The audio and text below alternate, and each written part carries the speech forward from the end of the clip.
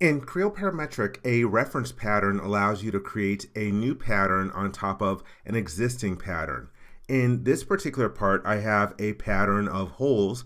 If I want to create a chamfer on each of those holes, all I have to do is pick an edge from one of the features in that pattern, and then with the chamfer still selected, when I hit the pattern button, you can see that I'm getting a reference pattern automatically. You have a drop-down list. Sometimes you might be able to use some of the other different options depending on the feature that you are creating. But since I'm creating a chamfer, the only thing I have available is the reference pattern.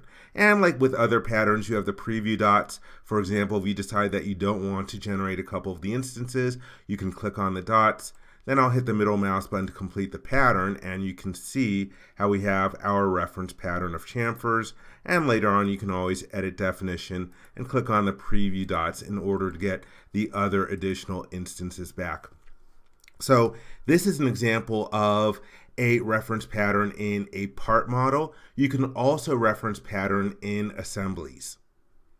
In this assembly, I have a part, and in this part, it also has a pattern. Let's assemble a fastener to one of the holes in that pattern. Let's click the Assemble button, and I'm going to use In Session to grab a part that I've got open. And here we have this particular McMaster car fastener. For assembling it, let's pick this cylindrical surface and this one over here. And let's find it. All right, for the next constraint, let's pick that flat surface and this flat surface over here. Right now I have a distance constraint. You can double click on the 3D note. First I'm going to flip it so it's pointing the right direction, and then change this to coincident. And I have it assembled where I want. Let's hit the check mark or the middle mouse button. And now when I pick on this component, from the mini toolbar, I'll be able to choose the pattern command. And here it's giving me a reference pattern. You can see the preview dots of it generating on top of the original pattern. And because it's a component, I have other additional choices in here for assembling the component.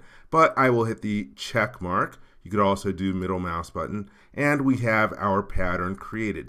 And one of the main reasons for using a reference pattern, especially in assemblies, is that if you ever make changes to the original pattern, then your new one will update automatically. So for example, I'm editing definition of that pattern of holes. Right now I have 4 located 90 degrees apart. I'm going to change the option to the angular extent. So right now I have 4 over 360 degrees.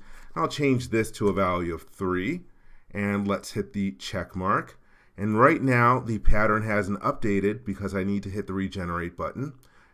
And now we see that we have 3 instances in this particular pattern. Similarly, if I go back to the pattern and edit definition again, if I change the number of instances from 3 to 6, and then hit the check mark, and then regenerate, the number of instances updates. But let's go back to our original having 4 particular members in this pattern. Check mark, and then regenerate, and the reference pattern updates. One other thing to note about using reference patterns, if you're using imported geometry such as a step file or an IGES file or an IDF file, you can use pattern recognition in flexible modeling in order to facilitate using reference patterns. Let me show you how to do this. I'm going to open up a step file I have in this particular folder. Let's use the filter to narrow down. And this is what I want to open up. It's a Raspberry Pi model. Let's click the import button. And I'm just going to import it as a single individual part. I don't need the product structure. I'll click the OK button. And I've got my imported geometry.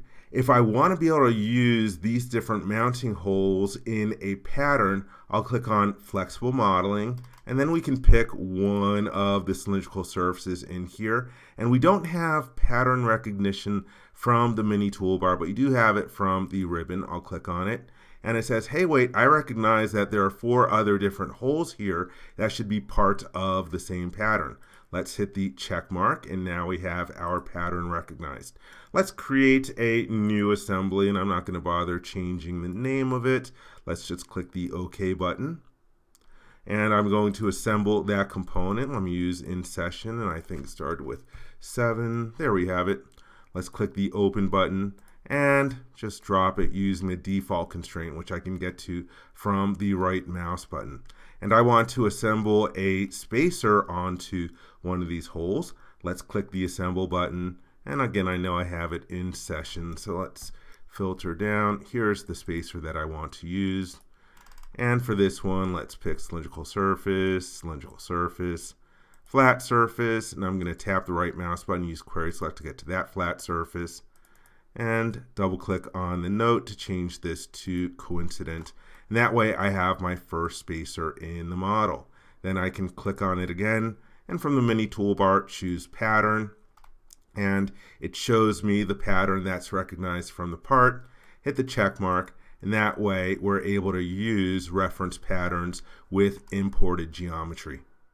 I hope you enjoyed this video. For more information, please visit www.creowindchill.com. If you learned something from this video, please give it a thumbs up. And if you like this video, please click the subscribe button to be informed when new videos are uploaded. Thank you very much.